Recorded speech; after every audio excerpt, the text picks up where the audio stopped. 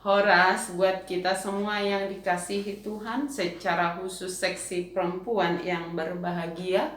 Kembali kita berjumpa dalam PA seksi perempuan gereja kita hari ini, Kamis 1 Juli 2021.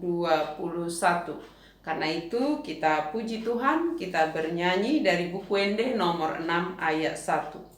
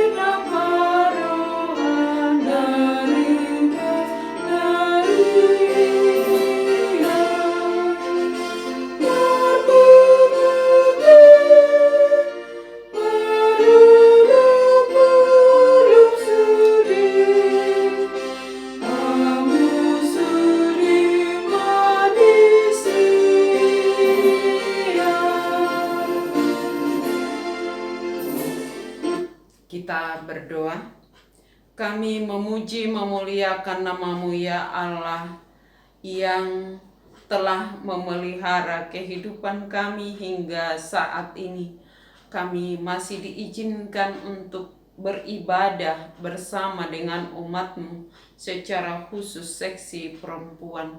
Tuhan yang maha baik, kami mau mendengarkan firman-Mu.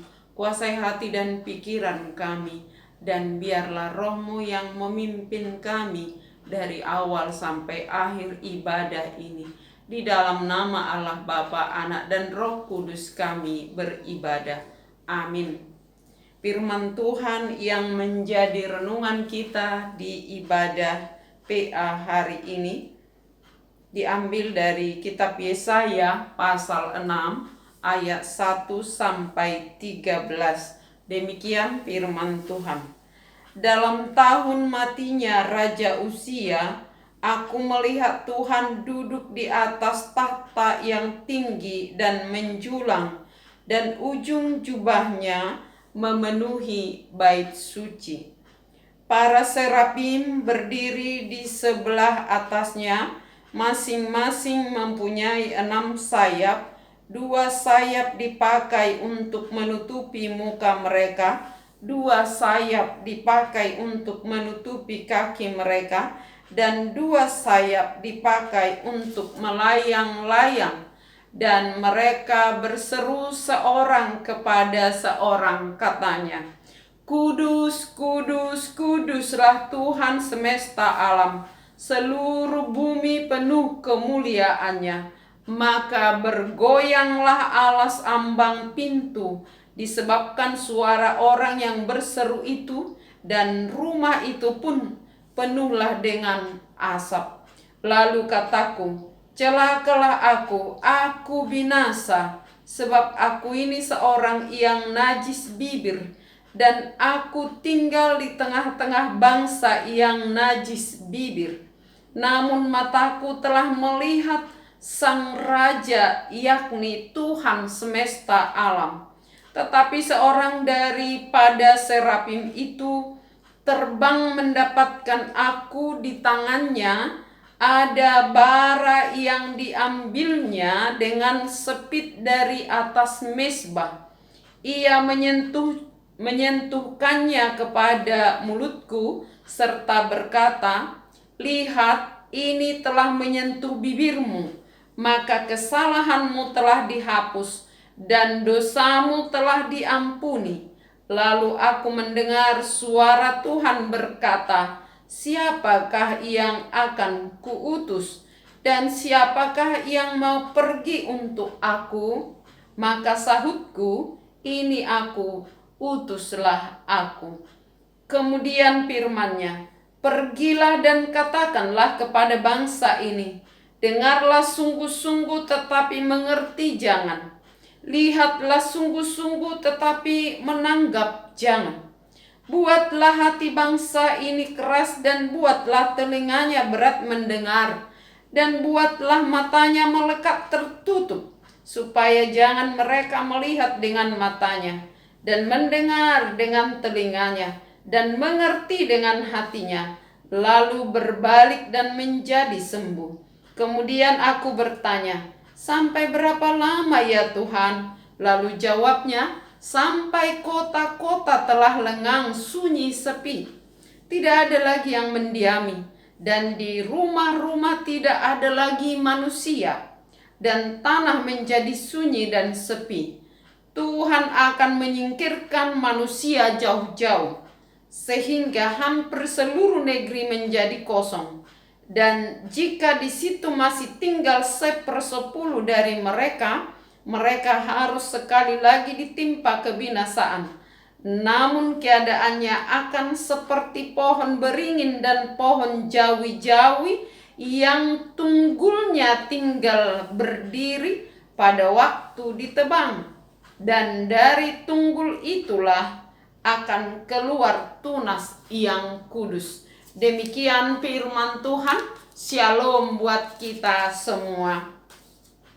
Jemaat yang dikasihi Tuhan, secara khusus seksi perempuan yang diberkati Allah, hari ini kita boleh bersuka cita, sebab Allah yang Maha Kudus, Allah yang Maha Kuasa, Allah Raja yang kekal, selalu peduli akan kebahagiaan dan keselamatan umatnya, termasuk kita pada saat ini. Sekalipun umat itu sering lupa atau sering tidak peduli terhadap firman Allah, terhadap kehendak Allah, bahkan kadang tidak mau mendengar firman Allah dan tidak melihat segala perbuatan Allah dengan rasa syukur. Namun saat kita berduka, menjerit, menghadapi kesulitan, bahkan ketika hampir putus asa oleh karena situasi kehidupan yang dihadapi, apakah itu karena dosa atau karena memang kehidupan yang sulit dikendalikan? Jika kita menghadapi kesulitan dan duka atau apapun itu, Allah hadir dan memberi penghiburan ketika kita berduka, memberi kekuatan ketika kita lemah. Allah hadir dengan kuasanya melalui caranya dan mengutus hamba-hambanya. Itulah yang kita dengar tadi dari firman Allah yang sering kita dengar, bahwa Yesaya 6 ini merupakan cerita bagaimana Yesaya dipanggil Allah dan diutus ke tengah-tengah bangsa yang kalau sampai dikatakan pergilah, beritakanlah, tetapi biarlah bangsa itu seolah-olah, kalau kita perhatikan tadi di ayat 10, buatlah hati bangsa ini keras dan buatlah telinganya berat mendengar, dan buatlah matanya melekat tertutup. Dan kalau dikatakan pergilah dan katakan kepada bangsa ini, dengarlah sungguh-sungguh tetapi mengerti jangan. Ini bukan berarti Yesaya diutus, tetapi dengan sengaja supaya umat itu dibuat tidak mau menerima atau tidak mau mendengar. Tetapi Allah sedang mempersiapkan Yesaya di tengah-tengah umat yang kalaupun tidak mau mendengar, yang kalaupun bahkan ditolak atau bahkan dibenci, jangan sampai Yesaya mundur untuk melakukan tugas itu. Bagaimana Allah memanggil Yesaya dan mempersiapkannya? Oleh karena kasih Allah. Dalam firman ini dikatakan Yesaya sendiri mengakui dan menceritakan bagaimana Allah memanggilnya dan kapan. Di ayat 1 dikatakan dalam tahun matinya Raja Uzia. Ini penting diperhatikan karena ketika Raja Uzia memimpin Israel, secara khusus Yehuda di Israel Selatan, keadaan mereka bisa dikatakan stabil, damai, dan sejahtera. Dari segi materi mereka makmur. Oleh karena itu, ketika Raja Uzia meninggal, mereka sangat-sangat berduka, kehilangan tokoh pemimpin, orang yang bisa memimpin mereka, melindungi mereka, dan dengan demikian duka mereka yang mendalam itu membuat mereka hampir putus asa karena kehilangan seorang raja. Keadaan yang sebelumnya mereka bisa dikatakan ekonomi stabil, keamanan stabil. Tetapi ketika Raja Uzia yang sangat dihormati di dalam pemerintahannya mulai tahun 783 sampai 742 sebelum Masehi, ketika dia meninggal, keadaan tadi berbalik. Secara situasi sosial politik mengalami perubahan yang sangat cepat. Dikatakan suatu titik balik dalam sejarah Yehuda. Umat seperti kehilangan seorang ayah.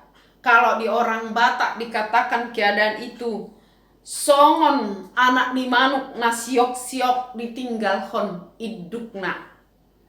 Dalam situasi seperti itu Allah hadir dan mengatakan bagaimana Allah datang, Allah yang Maha Kudus menyatakan diri dengan kehadiran. Dikatakan di dalam baitnya para serapim menyanyikan kudus, kudus, kuduslah Tuhan.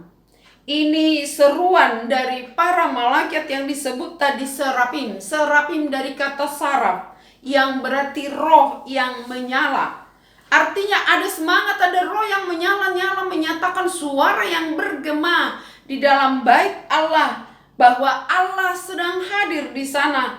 Allah yang adalah raja di atas segala raja. Allah raja yang kekal, mau menyatakan dirinya, memberi pertolongan kepada jemaat yang tadi seperti anak ayam yang kehilangan induknya. Di situ Allah hadir sampai dikatakan dengan seruan kudus, kudus, nyanyian kudus, kudus, kuduslah Tuhan itu. Goncanglah bait ambang pintu di bait Allah. Saudara-saudaraku, secara khusus seksi perempuan, apa yang terjadi ketika Allah hadir? Yesaya mengatakan, celakalah aku karena aku seorang yang najis bibir dan berada di tengah-tengah bangsa yang najis bibir. Yesaya menyaksikan kuasa Allah, lalu dia merasa takut. Yesaya menyaksikan kehadiran Allah yang walaupun sebenarnya dikatakan ini baru gambaran dari kehadiran kekuasaan Allah, di mana bait Allah goncang, menggambarkan Allah menggoncang seluruh bumi, yang memang bumi ini di bawah kekuasaan Allah. Allah hadir menggoncang bait Allah sebagai tanda Allah yang berkuasa atas seluruh bumi. Ia hadir untuk membaharui bumi. Dia hadir untuk menyatakan kerajaannya. Dia hadir untuk menyatakan dialah raja yang siap memimpin umatnya setiap saat. Karena itu, dengan kehadirannya menyatakan kemuliaannya, Yesaya menyaksikan kemuliaan itu. Lalu dia ketakutan dan berkata, celakalah aku. Kenapa? Karena memang tidak ada yang bisa berjumpa dengan Allah. Siapa yang berjumpa dengan Allah, melihat Allah, dia akan mati. Itu firman Tuhan. Oleh karena itu, sesungguhnya tidak ada yang dapat melihat Allah sekali lagi, sebab Allah itu suci, kudus. Sementara umat termasuk Yesaya di dalamnya sedikit pun tidak memiliki kesucian. Kalau kita baca di Yesaya 1 ayat 2 sampai 11, mereka sedang melakukan yang jahat di mata Tuhan. Karena itu ketika Allah hadir, Yesaya merasa dia akan celaka. Tetapi ketika perjumpaan Yesaya dengan Allah itu terjadi dan Yesaya mengaku, celakalah aku bahwa aku adalah orang yang najis bibir. Ini mau menunjukkan perjumpaan dengan Allah yang Maha Kudus akan menyadarkan setiap orang akan keberadaannya yang hina, berdosa, bahkan di sini katakan najis. Jadi pengenalan terhadap Allah yang hadir itu dengan caranya, dengan kemuliaannya, sesungguhnya akan membuat orang menyadari siapa dirinya.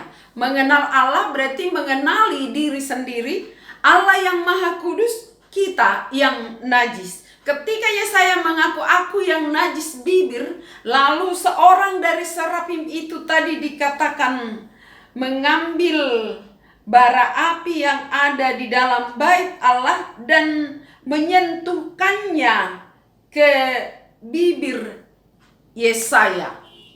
Ada pertanyaan yang agak lucu, kenapa sih harus bibir Yesaya yang disentuh dengan bara api itu? Ini mau membuktikan di mana kita mengakui kekurangan kita, di situ kita dikuduskan. Dan ketika Yesaya mengatakan celakalah aku karena aku seorang yang najis bibir dan aku tinggal di tengah-tengah bangsa yang najis bibir, di situ serafim menyentuhkan ke mulutnya, dikatakan tadi di ayat 6 dan 7, seorang daripada serafim itu terbang mendapatkan aku, di tangannya ada bara yang diambilnya dengan sepit dari atas mezbah. Ia menyentuhkannya kepada mulutku serta berkata, lihat ini telah menyentuh bibirmu, maka kesalahanmu telah dihapus dan dosamu telah diampuni. Kesalahanmu telah dihapus dan dosamu telah diampuni. Kenapa bibirnya itu tadi? Pertanyaan yang agak bisa menggelitik. Karena memang Yesaya mengakui dia seorang yang najis bibir. Lalu Allah harus menguduskan itu, kenajisan itu, supaya dia bisa dipakai sesuai dengan kehendak Allah. Karena apa? Dengan mulut, kalau kita ganti bibir dengan mulut orang bisa mengutuk, dengan mulut orang bisa memberkati. Maka bibir yang najis itu harus dikuduskan dulu. Yesaya yang mengakui dosanya, diampuni dosanya, karena dengan bibir itu Yesaya akan menyampaikan pesan Allah yang Maha Kudus. Itu sebabnya ketika dia mengatakan aku najis bibir, Allah melalui malaikat serafim menguduskan, menyentuh bibir Yesaya. Saudara-saudaraku, hari ini kita diingatkan kita bukan lagi dikuduskan, diampuni dengan bara api atau dengan apa yang ada, bukan dengan malaikat yang hadir, tapi Yesus yang hadir. Bukan dengan bara api kita dikuduskan, tetapi dengan darah Yesus. Kalau Yesaya setelah dikuduskan, Allah berfirman, siapakah yang akan kuutus? Dengan tenang dan pasti Yesaya menjawab, ini aku, utuslah aku. Itu setelah dia berjumpa dengan Allah dan mendapat pengampunan. Kita ditanya, apakah kita sudah berjumpa dengan Allah? Kalau sebagai orang yang percaya, yang beribadah pada saat ini, yang mendengar firman ini, seharusnya sudah. Karena ibadah adalah perjumpaan dengan Allah. Orang yang beribadah adalah orang yang mengenal Allah. Karena dia mengenal Allah lah, maka dia datang menyembah dan mendengar firman Allah. Lalu Allah mau menyampaikan pesannya dan bertanya sekarang kepada kita, Aka Inang, siapa yang akan kuutus? Apa jawaban kita? Allah berfirman seperti itu kepada Yesaya. Yesaya menjawab dengan pasti, ini aku, utuslah aku. Bukan karena keadaan sudah baik, bukan karena COVID sudah berakhir, lalu kita berkata, tunggu dulu ya, aku mau utusan Allah, mau menyampaikan firman Allah, tetapi tunggu dulu lewat COVID ini. Dengan cara yang bisa kita lakukan, selalu ada cara jika kita mau untuk melakukan apa yang dikehendaki Allah, memberitakan firman Allah. Topik kita, pergilah dan beritakanlah firman Tuhan. Siapa yang mau pergi? Itu sekarang pertanyaan. Siapa yang akan kuutus? Siapa yang mau pergi untuk aku, katanya. Maka sahutku, ini aku, utuslah aku. Untuk apa kita diutus dan kemana? Untuk menyampaikan kasih karunia Allah yang sudah datang, yang sudah hadir. Allah hadir di tengah-tengah kehidupan kita, menghibur kita ketika berduka, memberi kesembuhan ketika kita sakit, memberi kita pertolongan ketika kita lemah, menolong kita dalam setiap pergumulan kita. Walau diizinkan pergumulan sakit penyakit itu terjadi, tetapi ketika kita tetap berseru kepadanya, di situ ada pertolongan Allah. Bahkan tadi, sekalipun umat tidak mendengar, sekalipun umat mengandalkan apa yang ada pada dirinya, selagi Allah berkenan, selagi masih ada waktu, Allah hadir untuk menolong umat itu, menyatakan bahwa Allah adalah Raja yang kekal, Raja usia atau siapapun Raja, bahkan siapapun kita, ada masanya kita akan berakhir, tapi Allah tidak. Karena itu Allah Raja yang kekal sekarang sedang bertanya kepada kita, maukah diutus untuk melakukan firman Tuhan, diutus ke tengah-tengah dunia yang sedang bergumul oleh karena pandemi COVID-19. Begitu banyak yang terpapar, begitu banyak yang sudah menjadi korban. Kita harus makin waspada, tetapi bukan berarti tanggung jawab kita jadi kita lupakan. Pergi dan beritakanlah firman Tuhan. Caranya bagaimana? Kita tidak harus meninggalkan rumah kita, tidak harus meninggalkan pekerjaan kita, tetapi melalui aktivitas kita sehari-hari, di situ kita boleh menyatakan kasih Allah yang begitu besar yang menolong kita. Di situ kita boleh memberitakan kasih Allah dengan berbagi kepada sesama, dengan saling mendoakan, dan di situ kita boleh menyatakan kebenaran Allah. Jangan sampai ada seruan, biarlah mereka menutup matanya mereka tertutup supaya jangan mereka melihat dengan matanya, telinganya tertutup supaya tidak mengerti dan tidak mendengar, sehingga mereka menjadi sembuh. Artinya ketika kita mau mendengar, ketika kita membuka mata iman kita, ketika kita mau merendahkan diri di hadapan Tuhan, jangan sampai terjadi seperti yang dinyatakan di ayat 11 sampai 13 ini. Allah akan bertindak sampai kota-kota telah lengang, sunyi, sepi, tidak ada lagi yang mendiami, dan rumah-rumah tidak ada lagi manusia, dan tanah menjadi sunyi dan sepi. Tuhan akan menyingkirkan manusia jauh-jauh. Ini situasi yang sangat mengerikan, karena ini gambaran dari pembaharuan yang akan dilakukan oleh Allah.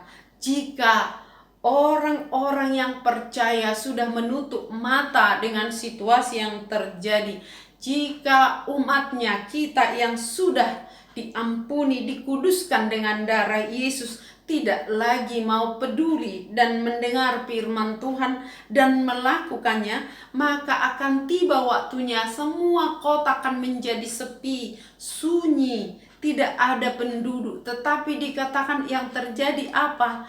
Kasih Tuhan tetap ada walaupun sudah sunyi lengang. Jangan sampai terjadi hal-hal yang menakutkan.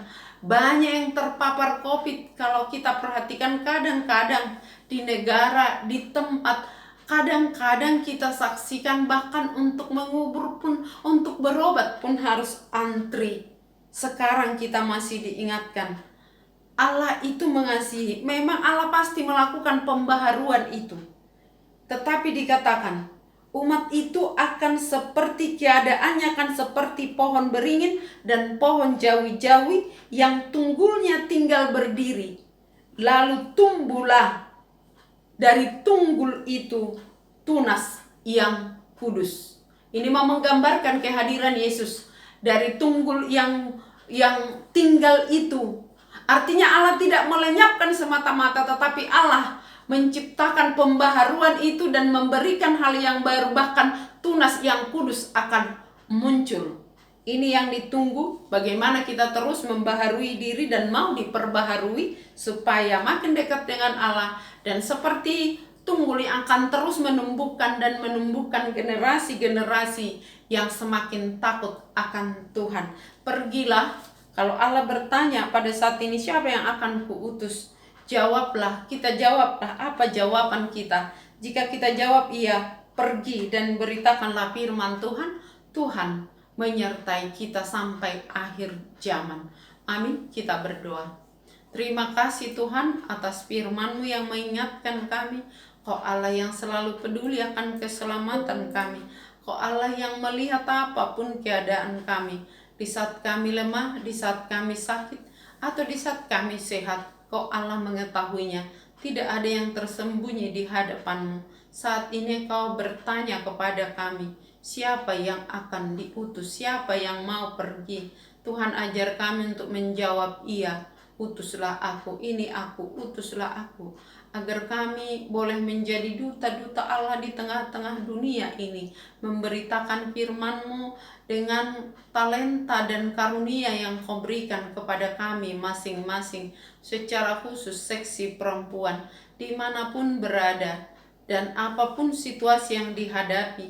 Biarlah di tengah-tengah situasi yang sulit sekalipun, tetap ada pemberitaan kasih Allah ada di sana menyertainya. Dan itu kesaksian hidup dan cara untuk memberitakan firman-Mu melalui karya, perbuatan, pekerjaan sehari-hari.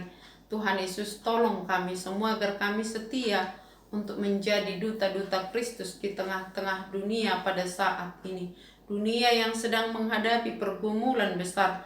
Negara kami juga Tuhan yang sedang diperhadapkan dengan pandemi COVID-19. Semakin banyak yang terpapar Tuhan. Kami mohon jamahan-Mu kepada seluruh umat-Mu Tuhan. Tolong mereka yang sedang sakit, bahkan seluruh masyarakat. Tolong Tuhan, para medis juga yang sering juga menjadi korban. Karena itu Tuhan Yesus, kami mohon nyatakan kuasa-Mu. Sebagaimana Engkau menyatakan kuasa-Mu di zaman Yesaya, nyatakan juga kuasa-Mu di zaman kami sekarang Tuhan Yesus. Pulihkan keadaan kami, agar kami sungguh pulih, dan jangan biarkan kami mengandalkan pikiran kami, menutup mata dan telinga kami dari kasih-Mu, dari seruan-Mu, tetapi kami mau mendengar firman-Mu Tuhan. Tolong jemaat-Mu dan kami semua yang sedang menghadapi pergumulan Tuhan, secara khusus yang sedang sakit dan dirawat pada hari-hari yang lalu juga pada saat ini Tuhan. Kami berdoa Tuhan Yesus bagi mereka yang baru dirawat, untuk inang kami, Inang Dorcas, Boru Pasaribu, Inang Sintua, BP, Siahaan, Boru Manalu. Tuhan Yesus, tolong mereka semua, dan Inang Profesor Silalahi, Boru Huta Barat. Kami memohon belas kasih-Mu Tuhan, juga untuk Amang MC Manjuntak dan borunya Ria yang sedang dirawat di Jakarta Tuhan, dan semua jemaat-Mu, anak-Mu, Dame, Panjaitan. Tuhan, semua yang tidak bisa kami sebut satu persatu, Tuhan melihat, Tuhan mengetahui, sembuhkanlah keadaan mereka Tuhan. Berikan semangat dan harapan untuk berseru kepada-Mu di dalam iman, berharap akan pertolongan Tuhan. Dan untuk masyarakat dan pemerintah kami, tolonglah Tuhan Yesus. Kami berdoa juga Tuhan untuk seksi perempuan secara khusus yang berulang tahun dalam minggu ini. Tambahkan umur panjang di ulang tahun kelahiran dan pernikahan. Biarlah seluruh jemaat-Mu boleh berbahagia, mensyukuri anugerah-Mu, menambahkan umurnya Tuhan. Kami juga berdoa buat situasi kehidupan kami masing-masing, keluarga kami masing-masing, anak-anak yang Tuhan titipkan untuk kami, yang bergumul dalam pendidikan, yang bergumul dalam ekonomi, bahkan bergumul dalam kerinduan untuk menerima berkat jodoh dari Tuhan ataupun keturunan dari Tuhan. Tuhan yang sanggup memberikannya. Kami mohon pertolongan-Mu. Terima kasih Tuhan untuk semua kebaikan-Mu. Dengarlah doa kami dan ampuni kami agar kami layak menjadi utusan-Mu di tengah-tengah dunia ini. Dalam nama Yesus kami berdoa. Amin. Mari mahita sian buku Dio 670 ayat sada laus tapasahat peleata.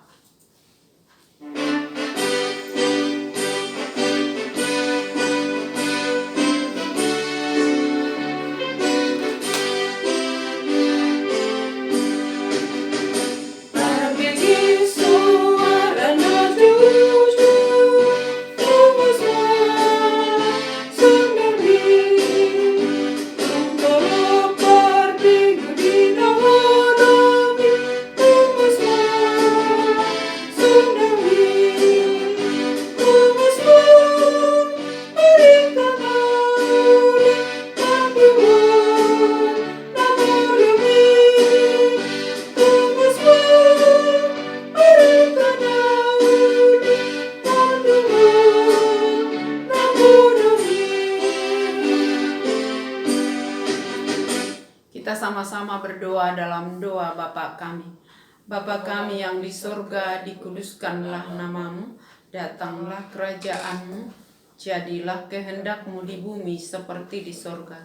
Berikanlah kami pada hari ini makanan kami yang secukupnya, dan ampunilah kami akan kesalahan kami, seperti kami telah mengampuni orang yang bersalah kepada kami, dan janganlah membawa kami ke dalam pencobaan, tetapi lepaskanlah kami daripada yang jahat, karena Engkau yang punya kerajaan dan kekuasaan dan kemuliaan sampai selama-lamanya. Amin. Anugerah Tuhan kita Yesus Kristus, kasih karunia Allah Bapa serta persekutuan Roh Kudus menyertai kamu sekalian. Amin. Horas, salam sehat untuk kita semua.